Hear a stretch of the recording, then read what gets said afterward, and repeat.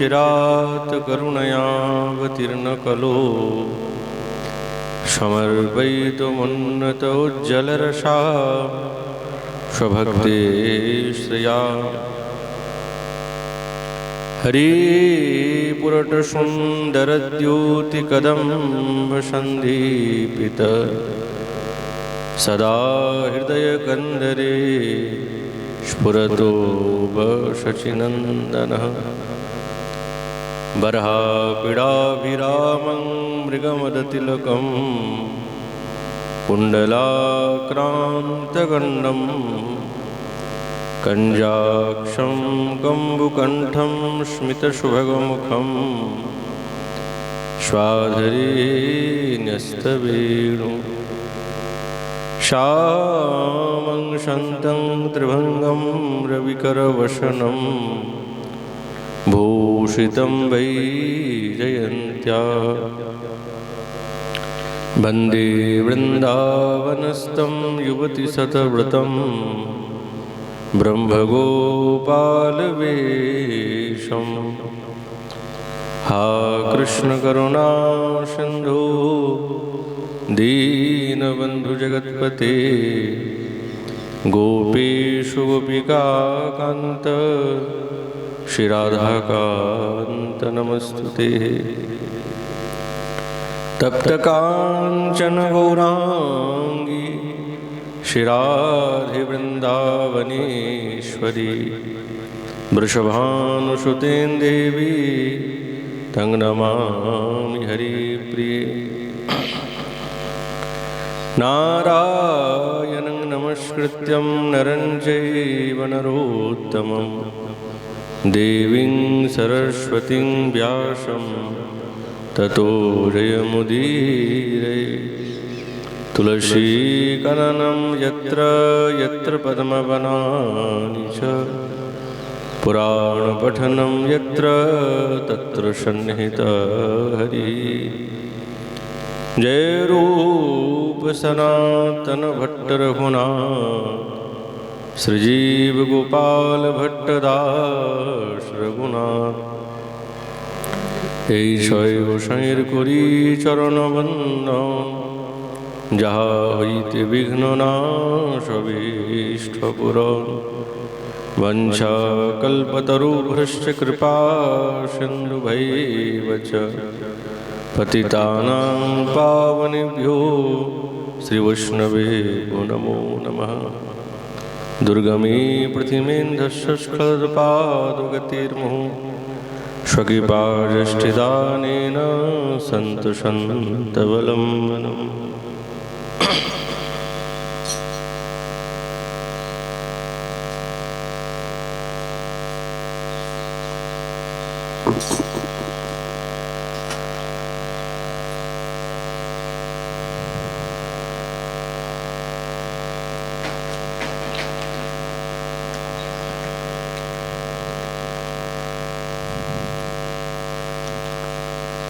ओम नमो भगवते वासुदेवाय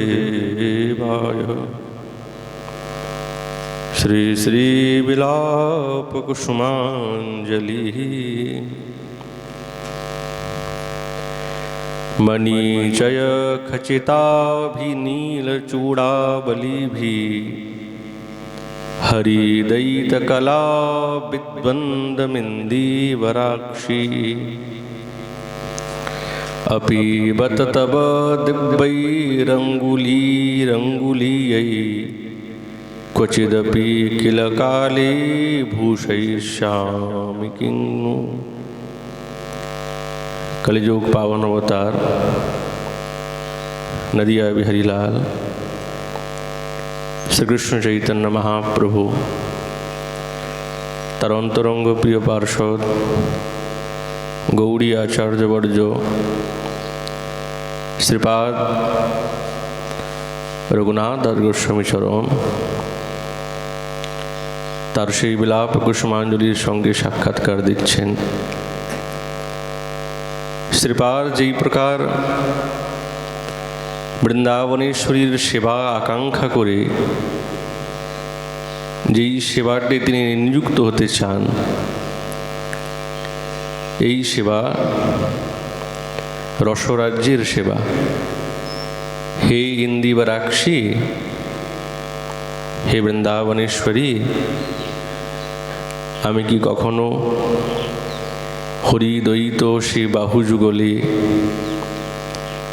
মণিদ্বারায় খচিত সেই নীলবর্ণের চূড়িকার দ্বারায়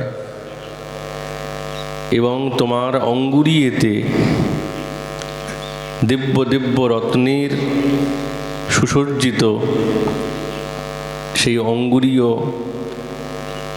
তোমার চরণে কি সুশোভিত করতে পারবো? এই আশা। ওই জন্যে শ্রীপাদ যেই সেবাগুলি করছেন তার মধ্যে গোবিন্দের উদ্দীপক আছে। সেবা তাকেই বলে যে ঠাকুরানীর হৃদয়ের মধ্যে গোবিন্দের স্বরূপের কথা চিন্তন করিয়ে দেবা, কোনো একটি অপ্রাকৃত দিব্য লীলার অনুভব পুনঃ পুনঃ ঠাকুরানীর হৃদয়ে জাগিয়ে দেওয়া। এটি হচ্ছেন সেবার পরিপাটি।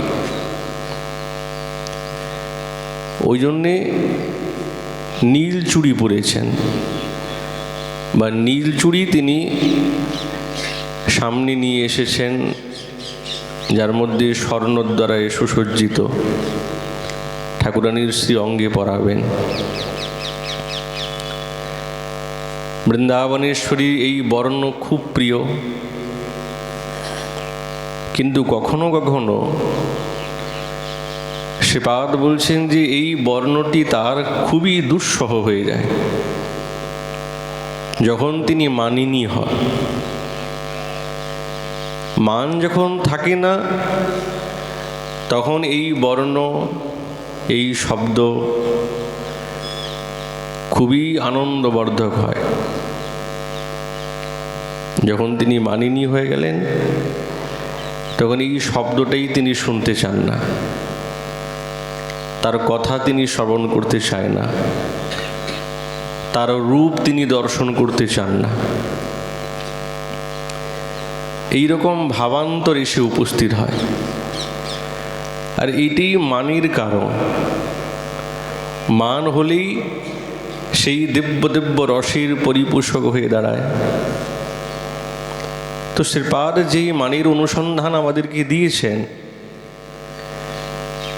তো তার মধ্যে যে সহেতুক দুর্জয় মান,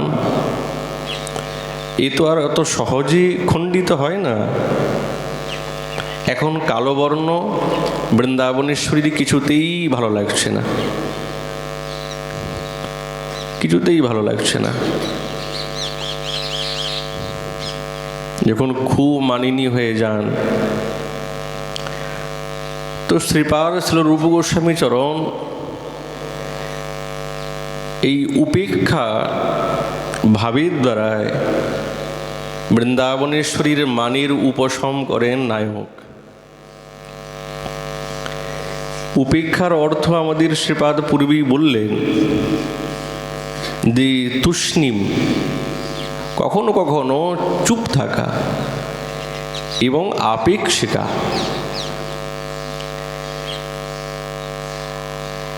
তো রসিকজন বলছেন কখনো কখনো এমন হয় যে আপেক্ষিকা এবং তুষ্ণী হওয়া সত্ত্বেও ঠাকুরানীর মান বিগলিত হচ্ছে না, কিছুতেই গলে যাচ্ছে না। তো শ্রীপাদ বলছেন এই উপেক্ষার দ্বারাই তার মান উপশম হবে। কই হচ্ছে না তো, এখন তো হলো না। বলছে এই উপেক্ষার মধ্যে অন্যার্থ সূচক বচন আছে।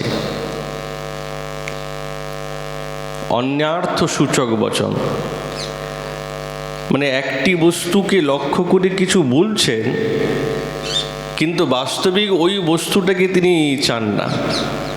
মনের মধ্যে অন্য ভাব আছে, অন্য অর্থ আছে, একে বলে অন্যার্থ সূচক। তো তার দ্বারাই কি মান প্রশমিত হবে? বলছে হ্যাঁ নিশ্চয়ই হবে। ধম্মিল্লে নবমালতি পরিচিতা শব্বে চ শব্দগ্রহে মল্লী সুন্দরী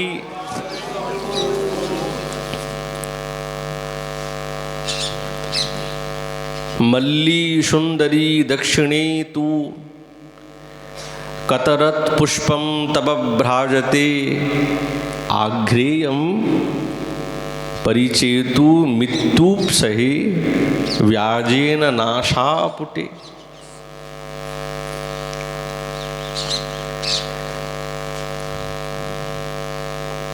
গোস্বামী চরণ বলছেন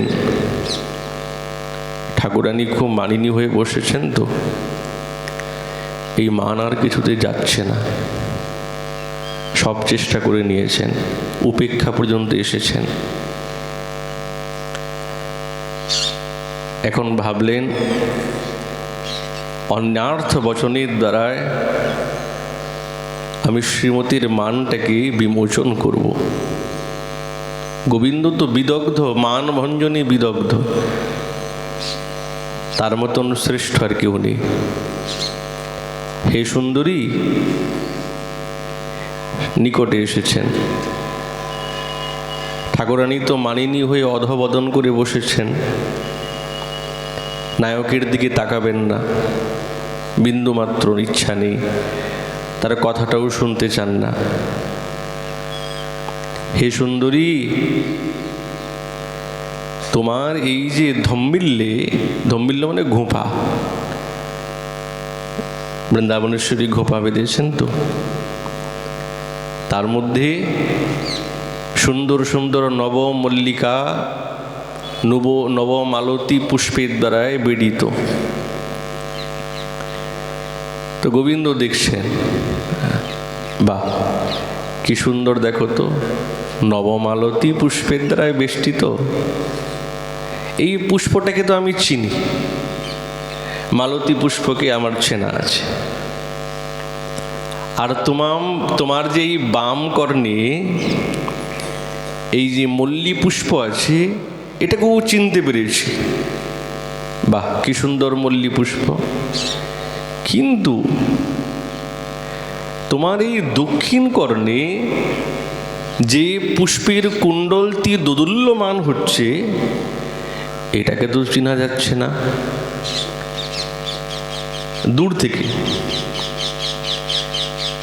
দূর থেকেই ভাবছেন। সব কথাগুলি বৃন্দাবনেশ্বরী শ্রবণ করলেন। গোবিন্দ চঞ্চল, মালাও চিনতে পেরেছেন, বাম কর্ণে কুণ্ডলীর যে পুষ্পগুলি সেও চিনেছেন। তোমার দক্ষিণ কানে যে পুষ্পের থোকাগুলি ঝুলছে, এটাকে চেনা যাচ্ছে না। নিকটে এসে গেছেন, আর ভাবভঙ্গির সঙ্গে দেখি তো কানের দুলটা, দেখি তো কেমন, কোন পুষ্প চিনতে পারছি না। তো কিঙ্করি পাশেই দাঁড়িয়ে আছে, তো আরে চিনতে পারছো না তো আবার সামনে যাবার দরকার কি? দূরে থাকো, তুমি সামনে যাচ্ছ কেন? বলছে না না, একটু আঘ্রাণ শুঙে নেই, একটু আঘ্রাণ নিলে বুঝতে তো পারবো কোন ফুলটি, যদি বনে যাই তাহলে তো বুঝাতো যাবে যে হ্যাঁ এই পুষ্প হতে পারে, একটু আঘ্রাণটা নিয়ে নেই। তো সামনে তো যান নাই, পিছন দিকে গিয়েছেন, আর পিছন দিকে গিয়ে আর বৃন্দাবনেশ্বরীর সেই দক্ষিণ কর্ণে যে ঝুলছে কুণ্ডলদ্বয়, কোন পুষ্পে যে ঝুলছে তা জানা নাই। গোবিন্দ সঙ্গে সঙ্গে সেই আঘ্রাণটা নিচ্ছেন, আর আঘ্রাণটা নেবার চলেতে বৃন্দাবনেশ্বরী বারবার মাথাটা সরিয়ে নিচ্ছেন, কি যে করে। তো এই কুণ্ডলের আঘ্রাণ নিতে নিতে বৃন্দাবনেশ্বরীর শ্রীমস্তকে অধর স্পর্শ হয়ে গেল। আর যেমনি অধরের স্পর্শ হয়েছে, তো বৃন্দাবনেশ্বরী নিজের ভাবকে কি আর দমন করতে পারেন? আর রাখতে পারেন না। সঙ্গে সঙ্গে মুচকি মুচকি হাসছেন। যখন হাসছেন ঠাকুর বুঝে গেলেন তাহলে মানটা অপশম হয়েছে। আর যখনই নিজের ওই অধর বৃন্দাবনেশ্বরীর কুণ্ডলীর আঘ্রাণ, এই কুণ্ডল তো বৃন্দাবনেশ্বরীর কপোল দেশকে স্পর্শ করছে, দুলছে তো, কপোলকে স্পর্শ করছে। তো গোবিন্দও সেই আঘ্রাণ নেবার ছলেতে বৃন্দাবনেশ্বরীর কপোলে অধর স্পর্শ করলেন। যখন অধর স্পর্শ হয়েই গেল, তখন ঠাকুরানী ভাবলেন এতই যখন হয়ে গেছে আর কি মান রাখা যায়? আর তো মান রাখা যায় না। বৃন্দাবনেশ্বরীর সারা অঙ্গ পুলকিত হয়ে গেল, আর মন্দ মন্দ হাসতে আরম্ভ করছেন। গোবিন্দ বলছেন, বধূ তোমাকে ছাড়া তো আমার কেউ নেই, আমি কাকেই বা জানি। বধূ নয়নে লুকাই থব প্রেম চিন্তামণি, রসিতে গাঁথিয়া হৃদয়ে তুলিয়া লব। আবাল্য হইতে আন নাহি চিতে, ও পদ করেছি সার। ধন জন মন জীবন যৌবন তুমি সে গলার হার। শয়নে স্বপনে নিদ্রা জাগরণী, কভুনা পাশরি তোমা। রায়, আমি তোমাকে কোনোদিন ভুলি নাই, কোনোদিনই ভুলি নাই। আমার সব কিছুই তো তুমি, আমার সম্পদ, আমার জন, আমার মন, সবই তো তুমি। আমি যখন জেগে থাকি, যখন শয়নে থাকি, আমি কিন্তু তোমাকে কোনোদিন ভুলি না। সবসময় তোমার কথা ভাবি, তোমার কথা চিন্তা করি। তোমার দাসীর ত্রুটি হয় শত কোটি, সকলই করিবে ক্ষমা।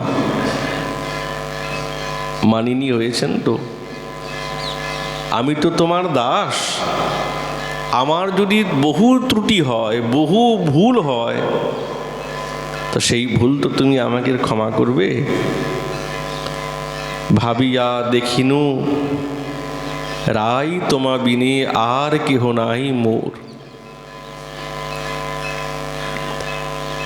ঠাকুরানীর কাছে এই কথাগুলি নিবেদন করছেন। তিলে আঁখি আর করিতে না পারি, তবে যে মরিব আমি চণ্ডীদাস ভনে। অনুগত জনেরে দয়া না ছাড়িও তুমি।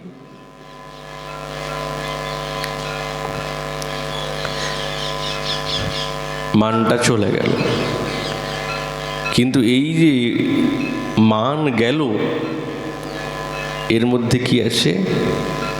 অন্যার্থ সূচক বচন। ওই কুণ্ডলকে লক্ষ্য করে যে কথাগুলি বললেন, এগুলো সব অন্যার্থ। মূল লক্ষ্য কি? মূল লক্ষ্য হচ্ছে সাক্ষাৎ বৃন্দাবনেশ্বরীর শ্রী অধরকে স্পর্শ করা, শ্রী অঙ্গকে স্পর্শ করা। জানেন, শ্রী অঙ্গ স্পর্শ মাত্রেই ঠাকুরানীর এই হৃদয়ের তাপ, মান চলে যাবে। শ্রীপাদ বলছেন, কখনো কখনো রসান্তরেও এই মান প্রশমিত হয়। রসান্তর, যখন একটি রস থেকে আরেক রসের মধ্যে পরিবর্তিত হচ্ছে, তাকে রসান্তর বলে। তো কখনো হচ্ছেন এই যাদৃচ্ছিক, আর কখনো হচ্ছেন বুদ্ধিপূর্বক। যাদৃচ্ছিক বলতে অকস্মাৎ, কোনো চেষ্টা নেই, স্বাভাবিক এসে উপস্থিত হয়েছে, তাকে যাদৃচ্ছিক বলে। যেমন ঠাকুরানী একটু অভিমান করেছেন, অভিমান তো হয়েছে, মৌন গোবিন্দ হয়েছেন, মান আর যাচ্ছে না। তো হঠাৎ কি হলো যে তাল বৃক্ষেতে বড় বড় 2-4টি তাল পড়েছে। এখন তাল যখন পড়ে তো শব্দ হয় বজ্রপাতের মতন। যখন ভয়ানক বজ্রপাতের মতন শব্দ হলো তাল প্রপাতেন, তো বৃন্দাবনেশ্বরী একবারে ভয় পেয়ে গেছেন। হায় হায়, এত জোরে বজ্রপাত! তো সামনেই তো গোবিন্দ দাঁড়িয়েছিলেন, তো ইনি ছাড়া আমাকে অভয় দেবে কি? তো একবারে জড়িয়ে ধরে বললেন। তো ঠাকুরানী যদি গোবিন্দকে জড়িয়েই ধরেন তো সেখানে মান থাকে কোথায়? মান থাকে না বলেই তো জড়িয়ে ধরলেন। কিন্তু এই যে মানটা চলে গেল, রসান্তর তাল পড়েছে, সেই তাল শব্দ বজ্রপাতের মতন মনে হয়ে ঠাকুরানীর এই অকস্মাৎ বৃন্দাবনেশ্বরীর গোবিন্দকে ধরে ফেলেছেন ভয়ভীতা হয়ে। আকস্মিক ভয়াদীনাম প্রস্তুতি স্যাৎ রসান্তরম। আর বুদ্ধিপূর্বক ঠাকুরানীর এই যে মানির প্রশমের জন্য শ্রীপাদ এবং গোবিন্দ কত রকমের যে রসের বিন্যাস করছেন, শ্রীপাদ সেই অনুভবগুলি সাধকের কাছে তুলে ধরেছেন। কিন্তু মানির তারতম্য আছে। বিপ্লম্ভীর মধ্যে মান, এই মান না হলে রসের পরিপোষক হয় না, কিছুতেই হবে না। বুদ্ধিপূর্বক গোবিন্দ চেষ্টা করছেন, এখন বুদ্ধিটা লাগিয়েছেন। একেই তো বিদগ্ধ। তো গোবিন্দ দেখছেন রায় এত কঠোর মান করেছেন, আমি তো মৌন হয়েও দাঁড়িয়ে আছি, কিন্তু তবুও উনি তো আমার দিকে এক বিন্দু লক্ষ্য করছেন না, এক বিন্দু লক্ষ্য করছে না। তাহলে কি ওনার মান প্রশমিত হবে না? আমি পারবো না, আমি বিফল হয়ে গেলাম। হঠাৎ কি করলেন? চিৎকার করতে আরম্ভ করেছেন কুঞ্জের মধ্যে। সকলেই আছেন, বৃন্দাবনেশ্বরী মানিনী হয়ে আছেন, দূতিগণ সখীগণ বৃন্দাবনেশ্বরীকে গোবিন্দের কথা বলছেন, দেখো শ্যামসুন্দর তোমার সামনে দাঁড়িয়ে আছে, তুমি এখন মান প্রশমন করো। কিন্তু কঠোর মান তো ছাড়ছেন না। গোবিন্দ দেখছেন যে ছাড়ছেন যখন না, একটাই উপায়, এবার বুদ্ধি লাগাতে হবে। সঙ্গে সঙ্গে উনি হঠাৎ এই কুঞ্জ মন্দিরের মধ্যেই চিৎকার করতে আরম্ভ করলেন, হায় হায়, দেখো তো পঞ্চমুখী সাপ আমাকে দংশন করেছে, এই দেখো সাপ আমাকে দংশন করলো। আর করতে করতেই নিজেই একবারে পড়ে গেলেন, সঙ্গে সঙ্গে পড়ে গেলেন। আর পড়ে গিয়ে হাত পা ছটপট করতে আরম্ভ করলেন, আর সারা অঙ্গ বেঁকে গেল, চোখগুলি খুলে রয়ে গেছে, আর সে অঙ্গ কাঁপছে। বৃন্দাবনেশ্বরীর মান, আরে মান টান পরে থাকে, হায় হায় কি হলো আমার শ্যামসুন্দরীর, কি হলো হঠাৎ এই রকম সাপে দংশন করলো? আরে সখী তোরা কোথায় ছিলি? দৌড়ে এসে গেলেন, দেখছেন যে গোবিন্দ মূর্ছা, নেত্র খুলে আছে। হায় দেখ তো, চোখগুলি একবারে সাদা হয়ে গেছে, সারা অঙ্গ বিষাক্ত। কোলে নিয়ে নিলেন, গোবিন্দকে নিজের কোলে নিয়ে কত প্রশমন করছেন, বারংবার বারংবার ফুঁক দিচ্ছেন, যাতে এর দ্বারা শ্বাসের আবার পুনরায় আজীবন আসুক। খুব চেষ্টা করছে। ভালো করে দেখি তো চোখটা লাল হয়েছে কি না সাদা আছে। আর যখনই গোবিন্দের নয়নের দিকে নয়ন রেখেছেন, মুখে মুখম দত্ত্বা জল্পন্তি, সঙ্গে সঙ্গে গোবিন্দ আর কি থাকতে পারেন, খিলখিল করে হাসতে আরম্ভ করেছে। আর যেমনি হাসতে আরম্ভ করেছেন, বৃন্দাবনেশ্বরী সঙ্গে সঙ্গে কোলের থেকে দিলেন ছুঁড়ে। ভালো হয়েছে। পঞ্চমুখী সাপ, পঞ্চজ্বর, পঞ্চবান, ঠিকই বলেছেন, ভুল কিছু বলেন নাই। সর্প তো দংশন করেছে, কিন্তু কোন সর্প দংশন করেছে এটা তো বলেন নাই। গোবিন্দ যখন হাসতে আরম্ভ করেছেন, বৃন্দাবনেশ্বরীর মান চলে গেল, ভাবান্তর আসলো। শ্যাম সুন্দর শরণ আমার, শ্যাম শ্যাম সদাসার। গোবিন্দের এইরকম দশা হবে, বৃন্দাবনেশ্বরী স্থির থাকতে পারেন? কোনোদিনই থাকতে পারেন না। শ্যাম সেই জীবন, শ্যাম প্রাণধন, শ্যাম সে গলার হার, শ্যাম ধনবল, শ্যাম জাতিকুল, শ্যাম সে সুখের নিধি, শ্যাম হেন ধন অমূল্য রতন, ভাগ্যে মিলাইল বিধি। শ্যাম সুন্দর শরণ আমার, শ্যাম শ্যাম সদাসার। কোকিল ভ্রমর করে পঞ্চস্বর, বধুয়া পেয়েছি কোলে, হিয়ার মাঝারে রাখিব স্বামীরে, দ্বিজ চণ্ডী দাসে বলে। ঠাকুরানীর এই মান ভঞ্জন করার জন্য গোবিন্দ বুদ্ধি লাগিয়ে দিলেন। এই বুদ্ধিপূর্বক আর থাকে না। গোবিন্দ তো শত শত চেষ্টা করে।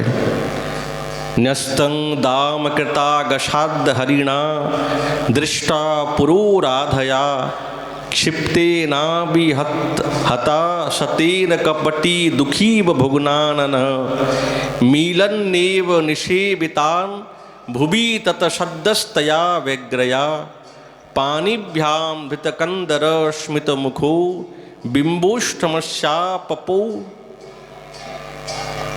पापाने पारखनी च।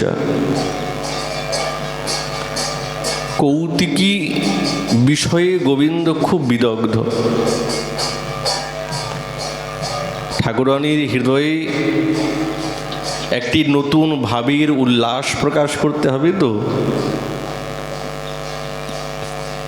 তো গোবিন্দ কি করেছেন, কুঞ্জ কুটিরে অভিমানী হয়ে বসেছেন বৃন্দাবনেশ্বরী। অভিমান মানেই মান। বহু চেষ্টা করলেন, মান আর যাচ্ছে না। কিঙ্করীর কাছে উপস্থিত। যখন কিছুই পারেন না, তখন শেষ উপায় কিঙ্করী। কিঙ্করীকে বলছেন, ওগো সখী বলো না, তোমার সখী তো খুব মানিনী হয়ে বসেছে। হ্যাঁ, আমি অপরাধী নিশ্চয়ই, কিন্তু এই মানটা যাবে কি করে বলো তো?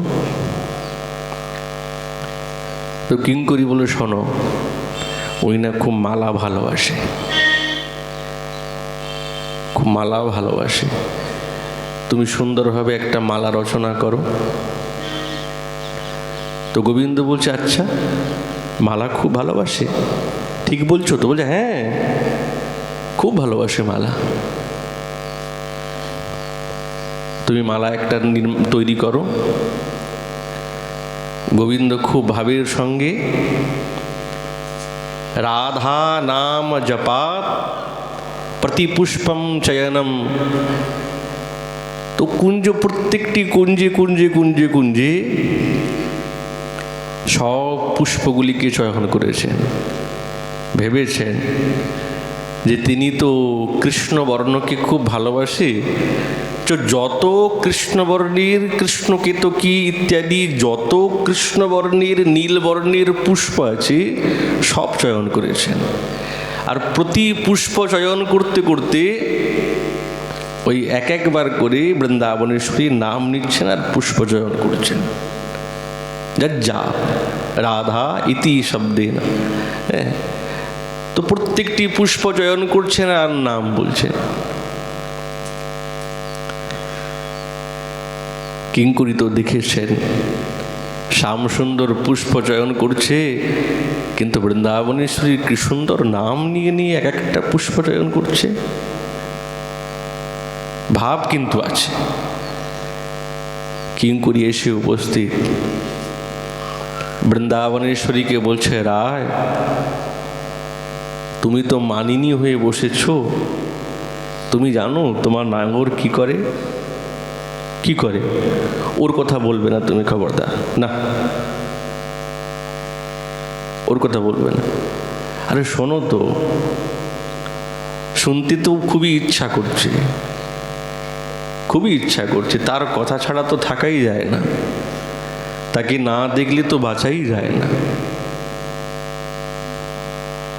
কিন্তু ব্যঙ্গোক্তি, ওই জন্য ওই কথা বলবে না, তার নাম শুনবো না। কিঙ্করী বলছে, আরে শোনো তো, বলো কি বলছো?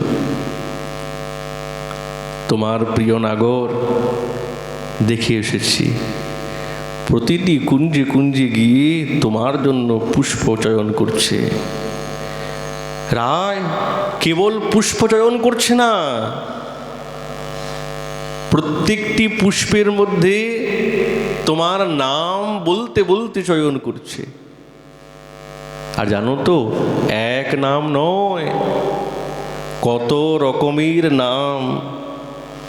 যেই নাম সে উচ্চারণ করছে, এই নাম তো আমরা কোনোদিন শুনিই নাই যে তোমার এই নাম হতে পারে। তো বৃন্দাবনেশ্বরীর মান তৎক্ষণাৎ চলে গেছে, আর নাই। কিন্তু একা একা যাবে এ তো হতে পারে না। নায়ক এসে অনুনয় বিনয় করবে তবে মান যাবে। কিন্তু এখন যে মানটি ঠাকুরানীর হৃদয়ে বিদ্যমান আছে, এটা আভাসাত্মক মান, চলে গেছে, মানটা চলে গেছে, কিন্তু আভাস আছে। যতক্ষণ নায়ক না আসবে ততক্ষণ মান প্রশমিত হবে না। প্রেমের বৈচিত্র্য তো আর থাকবে। গোবিন্দ এই সমস্ত পুষ্পগুলিকে চয়ন করে কুঞ্জবাটিকার মধ্যে বসে কদম তরুর তলে সুন্দর মালা গ্রন্থন করলেন, সুন্দরভাবে, খুব প্রেমের সঙ্গে। আবার দুইটি পদক দিয়েছেন, দুলছে, আর মালাটা নিয়ে এসছেন হাতে ধরে, যেরকম বড় মালা নিয়ে আসে এরকম নিয়ে এসছেন মালাটি। রায় এই দেখো, তোমার জন্য আমি কত পুষ্পবাটিকা খুঁজে খুঁজে খুঁজে খুঁজে এই সুন্দর সুন্দর পুষ্প চয়ন করে নিয়ে এসছি। এই দেখো তোমার জন্য মালা তৈরি করেছি, এই দেখো। আর নিয়ে এসেই একবারে বৃন্দাবনেশ্বরীর সামনে তো যেতে পারছেন না। কেন? বলছে মান বাষ্প, মান অগ্নি প্রজ্বলিত হচ্ছে, তো ভয়ও আছে, নায়কের ভয় আছে। তো দূরে করে মালাটা ঠিক গলার মধ্যে পরিয়ে দিলেন। আর যেমনি গলায় পরিয়েছেন, বৃন্দাবনেশ্বরী মালাটা খুলেই একবারে দিলেন ছুঁড়ে, গোবিন্দের অঙ্গে গিয়ে লাগলো। শোনো, অত মিষ্টি মিষ্টি কথা বলতে হবে না, তুমি তো মালা বানিয়েছো, বেশ ভালো কথা, যাকে পরানোর দরকার তাকে গিয়ে পরাও, আমার দরকার নেই, এই মালার দরকার নেই, যাও। আর মালাটা দিলেন ছুঁড়ে। গোবিন্দ তো একবার কিঙ্করীর দিকে তাকায়, তুমি বলেছিলে কিন্তু কিঙ্করি এখন কি করবেন? বুঝি উল্টো হয়ে গেল। হ্যাঁ, গোবিন্দ দেখলেন, ইঙ্গিত করেছেন কিঙ্করি, বুঝে গেলেন এবার কি করতে হবে। মালাটা জোরে ছুঁড়েছেন তো গোবিন্দের অঙ্গে। গোবিন্দ বুদ্ধি লাগালেন, এত সুন্দর মালা তৈরি করে নিয়ে আসলাম, আর রায়ের কণ্ঠে পরাতে পারলাম না, খুলে ফেলে দিল, ফেলে দিয়েছে মালাটা। গোবিন্দ সঙ্গে সঙ্গে অধবদন করে যেন কেমন ছটপট ছটপট করতে আরম্ভ করেছে। কি হয়েছে? আহা, খুব ব্যথা লেগেছে চোখে, চোখ থেকে জল পড়তে আরম্ভ করেছে, মালাটা ছুঁড়েছেন তো। তখন বৃন্দাবনেশ্বরী কিঙ্করি বলছে, রায় দেখো তো, তুমি এত জোরে মালাটা ছুঁড়লে, এই মালার আঘাতে তোমার প্রিয় নাগরীর কত জোরে লেগে গেছে দেখো তো। বৃন্দাবনেশ্বরী আর স্থির থাকতে পারছেন না, সঙ্গে সঙ্গে ব্যাকুল হয়ে গেলেন, ছুটে গেলেন। আহা, আমি জোরে ছুটেছি, তোমার লেগে গেছে তাই না? এই দেখো, এই দেখো তোমার মালাটা আমি পরলাম, এই দেখো পরেছি, তোমার মালা পরেছি। গোবিন্দের দুই স্কন্ধ ধরে বারংবার জিজ্ঞাসা করছেন, ও বুঝি ব্যথা লেগেছে? যেখানে ব্যথা লেগেছে সেখানে বৃন্দাবনেশ্বরী তার করকমলের দ্বারা বারবার পরিমর্দন করছেন। শ্যামসুন্দর এই ছলেতেই যখন এত নিকটে বৃন্দাবনেশ্বরী এসেই গেছেন, আর কি থাকা যায়, সঙ্গে সঙ্গে চিবুকে অধর স্পর্শ করলেন। আর অধর স্পর্শ করা মাত্রেই ঠাকুরানীর মানও চলে গেল, সঙ্গে সঙ্গে পরস্পরের মিলনও হয়ে গেল। তাহলে এই যে ভাবান্তরীর কথাগুলি বললেন, এই যে রসান্তরীর কথাগুলি বললেন, এই সবই হচ্ছেন বৃন্দাবনেশ্বরীর এই নিষ্ঠুর মান প্রশমের একমাত্র কারণ, আর কোনো কারণ নেই। কিন্তু আজ বৃন্দাবনেশ্বরীর অকারণ মান হয়েছে। কিঙ্করি সেবা করছেন তো, অকারণ মান কৃষ্ণের বিমুখ হয়ে বসেছেন। কিঙ্করি বলছে, রাধে, যার সম্বন্ধে কালো বস্তুর প্রতি তোমার এত প্রিয়তা, এত তুমি ভালোবাসো, সেই মোহন ও শ্যামসুন্দরীর তোমার প্রতি বিমুখতা এত কেন? সে তো মোহন। তাহলে মোহন শব্দের দ্বারা কিঙ্করি যেন ঠাকুরানীর হৃদয়ে স্মরণ করিয়ে দিচ্ছেন যে তিনি সৌন্দর্য এবং মাধুর্যের দ্বারা তোমাকে বিমোহিত করে রেখেছে। তুমি তো জানো তার প্রতি তোমার মান কতটুকু থাকবে, বেশিক্ষণ থাকতে পারবে না, এটা তো তুমি জানো। স্থায়ী হবে না, মান চলে যাবে। রসময় গোবিন্দকে কোনো অপূর্ব মধুর দিব্য সেই রসাস্বাদন করানোর জন্যই তো এই মানটা এসেছে। মানের উদ্ভব হওয়ার কারণ কি? নিজের প্রিয়তমকে কোনো একটা নবীন নতুন রসের উল্লাস প্রদান করা,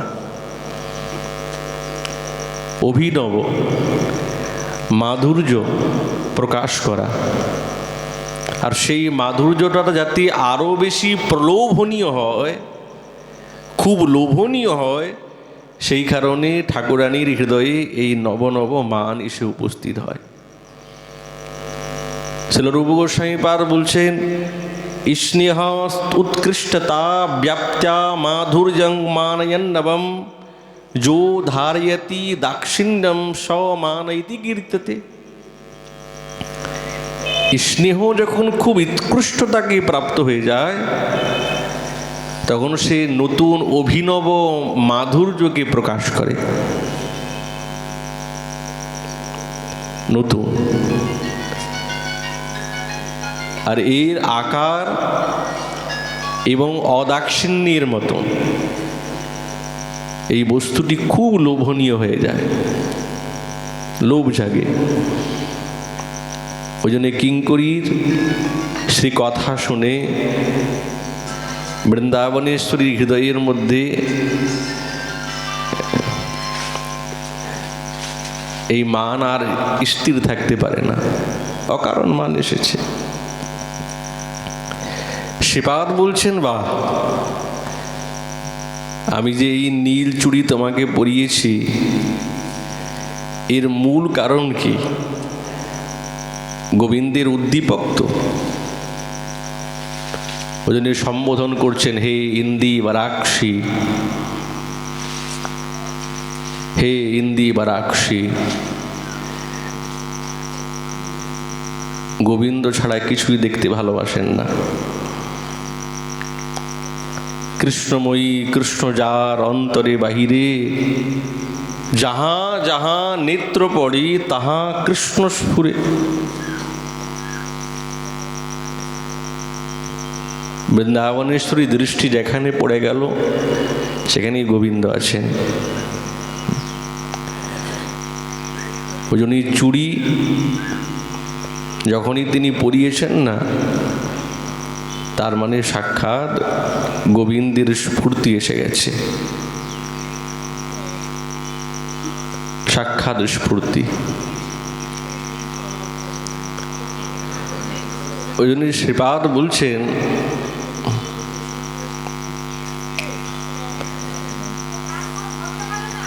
ইন্দি বারাক্ষী সম্বোধনে বৃন্দাবনেশ্বরীর সেই তাৎকালিক নয়নের দিব্য শোভা প্রকাশ পেয়েছে।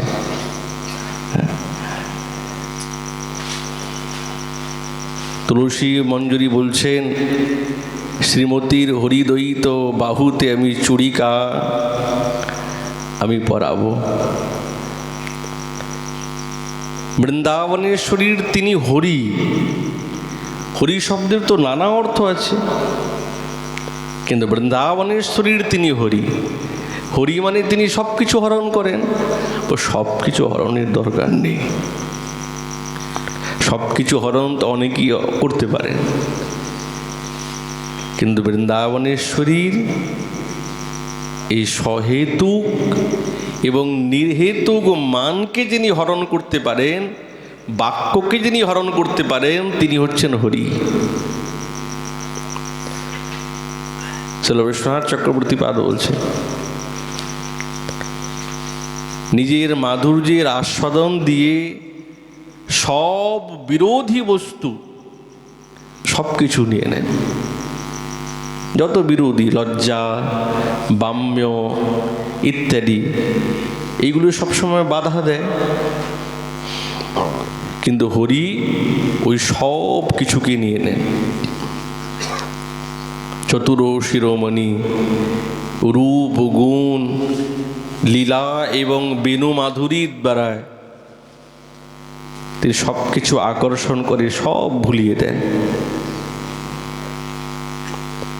শ্রীপাদ প্রবোধানন্দ সরস্বতী পাদ বলছে যে, অপ্রেক্ষকিত নিশ্চয়াপি শুচিরম দৃগ কোণে তিবীক্ষতে মৌনে দাঢ্যং মুপাশ্রিতাপি নিগদে তামেব यातीत्यहो अस्पर्शे शुद्धताशयापि कवयो धृत्वा बहिर्यापयेत् राधया इति मानदुति स्थितिमहं प्रेक्षे हसन्ति कदा। সংকল্প করেছিলেন রায়। কি সংকল্প? যে তাকে দেখব না আর তার সঙ্গে কথা বলবো না, আর তাকে ছোবো না। এ মনের মধ্যে সংকল্প করেছেন। তো বেশ ভালো কথা। কুঞ্জবাটিকাতে বসেই আছেন, তো গোবিন্দ এসেছেন। সখী বলছে, শোনো গোবিন্দ। হ্যাঁ বলো। রায় অভিমানী হয়ে সংকল্প করেছেন যে তোমাকে দেখবে না, তোমার সঙ্গে কথাও বলবে না, আর তোমাকে ছোবেও না। ও তাই নাকি? বলছে হ্যাঁ। গোবিন্দ সব মনে মনে জল্পনা করে নিলেন, দেখি আমিও তো হরি, আমি দেখি হরণ করতে পারি কি না। চতুর শিরোমণি তো প্রথম সংকল্প, দেখব না। তো এমন এমন কথা বলছেন গোবিন্দ, আর এমন ভাবেতে দাঁড়িয়েছেন, বারবার ঘুরে ঘুরে দাঁড়াচ্ছেন, তার সামনে গিয়ে দাঁড়াচ্ছেন। আর এমনভাবে গোবিন্দ দাঁড়িয়েছেন যে বৃন্দাবনেশ্বরীর দৃষ্টি গোবিন্দের প্রতি না পড়লে আর হবেই না, পড়বেই। আর যেমনি শ্রীমস্তকটি একটু ঘুরিয়েছেন না, দেখেন শ্যামসুন্দর সামনে। হায় যা, আমি তো সংকল্প করেছিলাম দেখব না, দেখে ফেললাম। আচ্ছা ঠিক আছে, আরো দুটি সংকল্প তো আছে। তো গোবিন্দ বলছে, কই তুমি তো বলেছিলে আমাকে দেখবে না, এবার তো দেখলে তুমি আমাকে, কি হবে? তাহলে সংকল্পটি হরণ করে নিলেন কি? দেখার সংকল্প।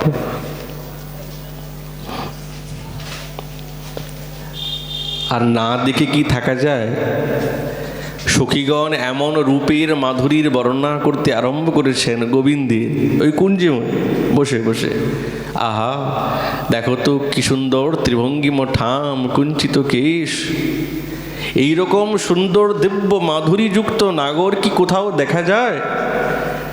আর এই জগতে এই রকম রূপামৃত নিকটে থাকা সত্ত্বেও যদি কোনো যুবতী এই রূপামৃতকে আস্বাদন না করে, তো জীবন তো বৃথা ললিতা, তাই না? পরস্পর পরস্পর বলছে। এই কথা সখীগণের কথা শুনেও আর গোবিন্দের বাক্যভঙ্গি এবং অঙ্গভঙ্গি বৃন্দাবনেশ্বরী না দেখি আর পারেন না, দেখেই পেলেন। ভাবলেন যা যা, এই সংকল্পটা চলে গেল, তাহলে এবার কি হবে? ঠিক আছে, আরেকটা, আরও তো দুটো সংকল্প আছে, ওইগুলি দৃঢ় করে রাখবো, ওটা তো আর যাবে না। তার সঙ্গে কথা বলবো না। বেশ ভালো কথা, খুব দৃঢ় হয়ে আছেন।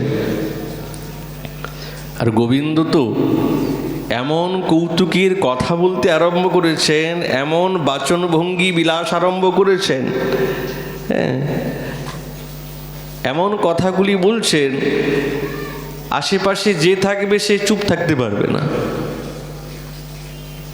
কখনো কখনো এমন কথা হয় না, ইচ্ছা করেছি যে কথা বলবো না, চুপ থাকবো, কি কথাটা এমন গায়ে লেগে যায়, বলতেই হবে।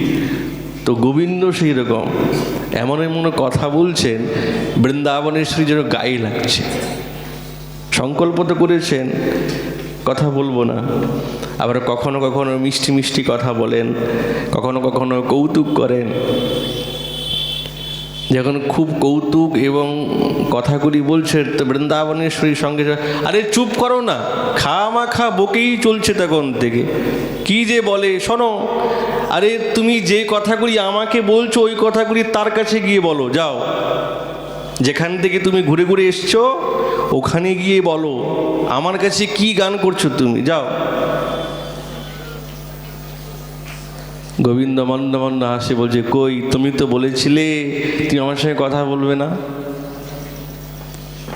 ওহো সর্বনাশ, আমি তো সংকল্প করেছিলাম কথা বলবো না, কথা বলে ফেললাম। সংকল্পটা চলে গেল। আচ্ছা ঠিক আছে, এই সংকল্পটা যাক, কিন্তু আর একটা সংকল্প তো আছে, ছোব না, স্পর্শ করব না, ছোব না।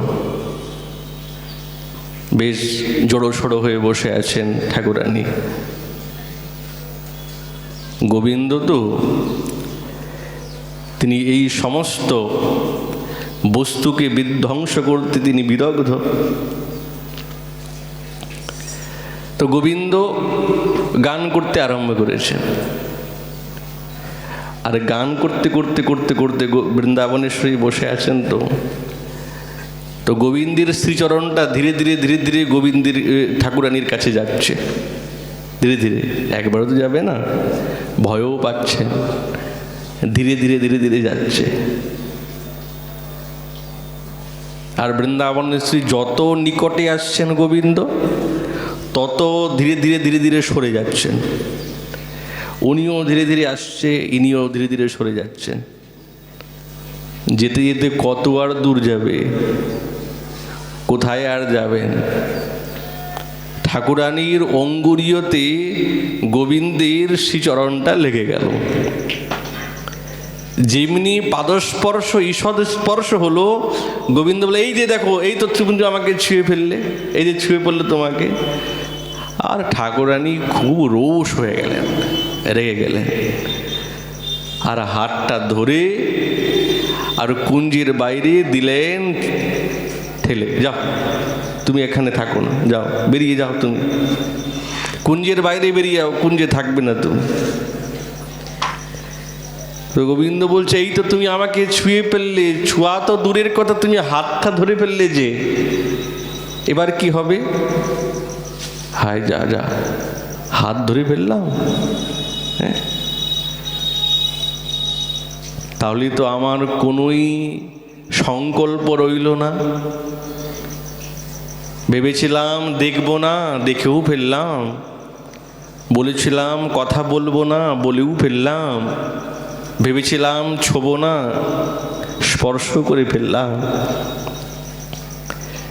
সবই যখন হয়ে গেল, সবই যখন তিনি হরণ করে নিলেন, আর কি কুঞ্জের বাইরে শ্যামসুন্দরকে রাখা যায়? সঙ্গে সঙ্গে কণ্ঠে জড়িয়ে ধরলেন, ধরে কুঞ্জে আনলেন। যখন কুঞ্জে এনে উপস্থিত হয়েছেন, কত ভাবে বৃন্দাবনেশ্বরী গোবিন্দের প্রতি ভাবকে প্রকাশ করছেন। কতটা আপনজন তিনি, যেই আপনের কথা বলা অসম্ভব। কহ সখী কি করি উপায়, না জানি কি গুণ কইল বিদগ্ধ রায়। ঘরের আঙিনা দেখিবারে লাগি সাত, তবু তো না গণে মনে এত পরমাৎ। অরূপ দেখিয়া কইল মরণ সমাধি, রাতি দিন কাঁদে প্রাণ বিষম ব্যাধি। আন কথা কহ যদি গুরুর সম্মুখে, ভরমে স্বামীর নিম তাইল মোর মুখে।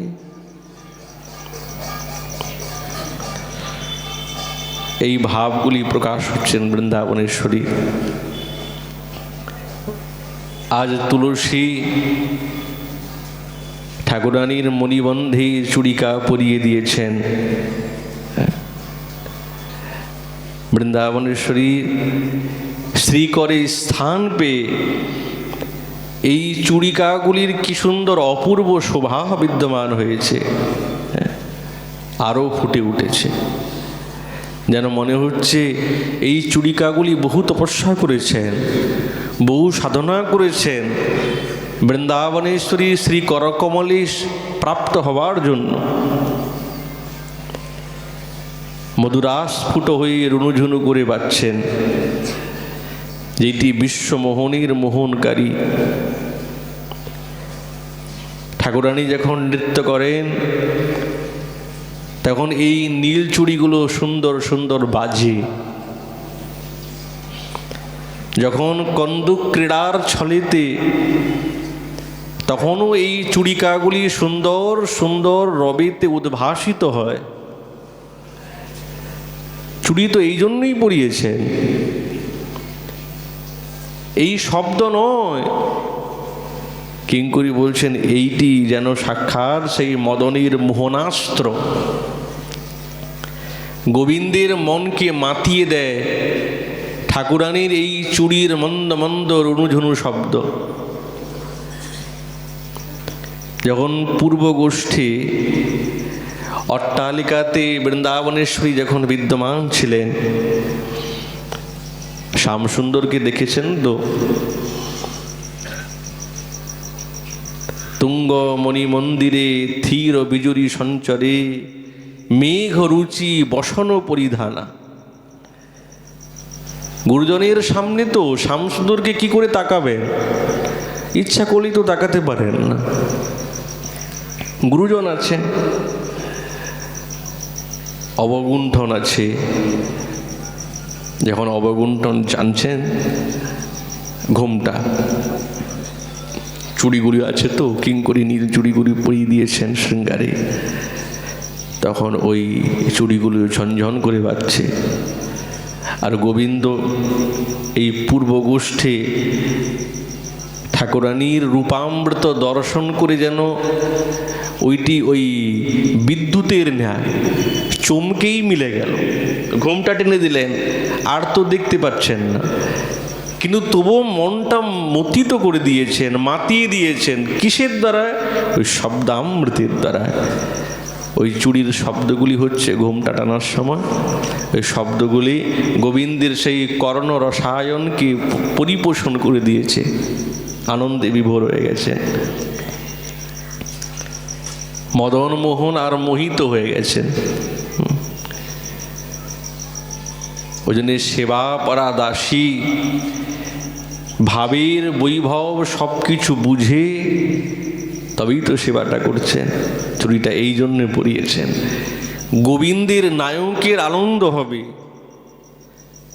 ঠাকুরানী কি প্রকারে নায়ককে, নিজের প্রিয়তমকে আনন্দ দিতে পারবেন, তার হৃদয়ের মধ্যে উল্লাস বিধান করাতে পারবেন, এ তো সেবা পরা কিঙ্করী ছাড়া কে বুঝবে? কেউ জানতে পারবে না। রাসে রায় তুমি যখন নৃত্য করবে,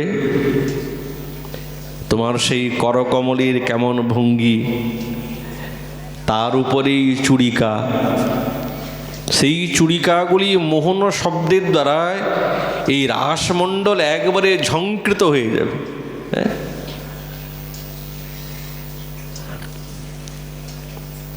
কত সুন্দর হবে বলো তো? সৌন্দর্য এবং শব্দ মাধুরী এই দুইটি নয়ন এবং কর্ণপুটকে রসায়িত করে। সৌন্দর্য নয়নকে করবে, আর শব্দ কর্ণামৃতকে করবে। হ্যাঁ, কার? বলছে গোবিন্দের। গোবিন্দের নয়ন আনন্দে বিভোর হবে তোমার ওই রূপামৃত দর্শন করে। আর তোমার ওই চুড়িকার, নীল চুড়িকা যেটি আমি পরিয়ে দিয়েছি, অভিমানটা কোথায়? যে আমি যে চুড়িটা পরিয়ে দিয়েছি ওই চুড়িরই শব্দ, ওই চুড়িরই শব্দ চাই। আর সেই শব্দের দ্বারা গোবিন্দের কর্ণ রসায়িত হবে। কিঙ্করী সেবার সময় নাগরের এই সব বস্তুগুলি ঠাকুরানীকে ক্রমানুসারে আস্বাদন করাচ্ছেন, ওটা জাগিয়ে দিচ্ছেন হৃদয়। ঠাকুরানী একবারে রসেতে জড়িমা প্রাপ্ত হয়ে গেছে। ওই জন্য বলছে ইন্দি বারাক্ষী হরিদয়িত। যখন রাশি উভয়ই নৃত্য করছেন তো শ্যামসুন্দর হঠাৎ স্থির হয়ে গেলেন। দুজনেই নৃত্য করছেন তো, গোবিন্দ আর স্থির হয়ে গেলেন, আর নাচছেন না। রায় বলছেন নাচো। কি হলো, নাচছো না কেন? তুমি তো ভালো নাচো, নাচো। স্থির হলে কেন? গোবিন্দ বলছে, না না, আমি না তোমার মতন নাচতে ভালো পারি না, তোমার মতন ভালো নাচতে পারি না, তুমি আমার থেকে অনেক সুন্দর নৃত্য করো,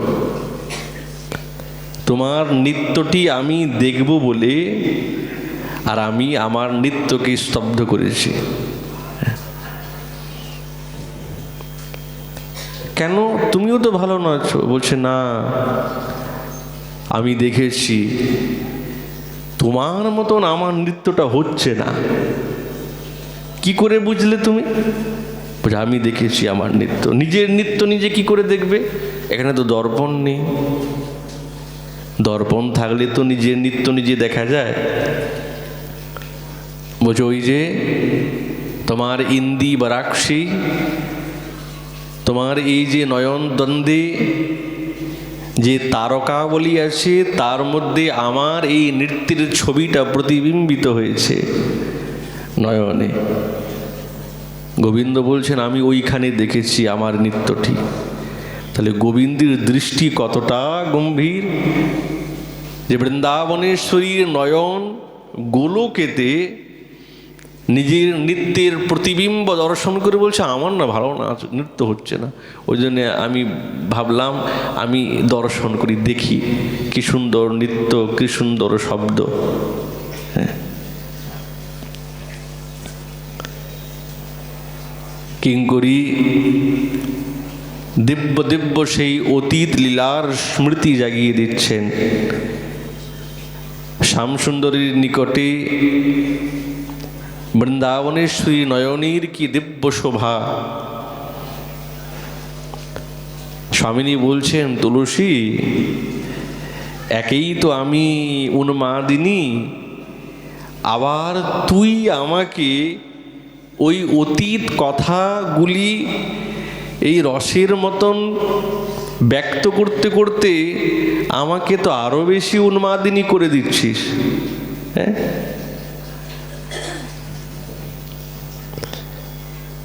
কিঙ্করী ভাবলেন, রায় চুড়িটা তো পরালাম, আর একটা জিনিস পরাই। কি? ও তোমার শ্রীচরণটা দাও। বৃন্দাবনের শ্রীচরণ নিজের কোলে রেখেছেন, আর চম্পক কলিকা নিন্দি সেই অঙ্গুলি দলেতে রত্নাঙ্গুরিও পরিয়ে তুলসী বলছেন, এই দেখো, বৃন্দাবনেশ্বরীর দক্ষিণ করকমলের অঙ্গুষ্ঠ এবং তর্জনী এবং মধ্যমাঙ্গুলিকে ছাড়া বাকি অঙ্গুরীয়র মধ্যে সবই অঙ্গুরীয় পরে দিল। অঙ্গুরী মানে আংটি, তার মধ্যে রত্ন খচিত আছে। যেন মনে হচ্ছে কমলের সঙ্গে চন্দ্রের একসঙ্গে দেখা। এ তো কোনোদিন হয় না, চন্দ্রের সঙ্গে কমলের কোনোদিন দেখা হয় না। কিন্তু আজ এই বৃন্দাবনেশ্বরীর শ্রীচরণ কমলে আজ চন্দ্রের একসঙ্গে দেখা হয়ে গেছে।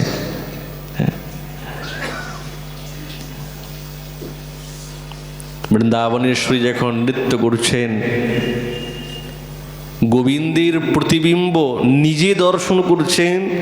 ঠাকুরানীর সেই অঙ্গুরীর যে ওই মণিকা রত্নময়, তার মধ্যে উনার প্রতিবিম্ব পড়েছে। নিজে রূপে নিজেই মুগ্ধ।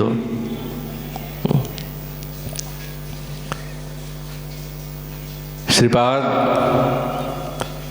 সঙ্গে সঙ্গে স্ফূর্তি বিরাম হয়ে গেল।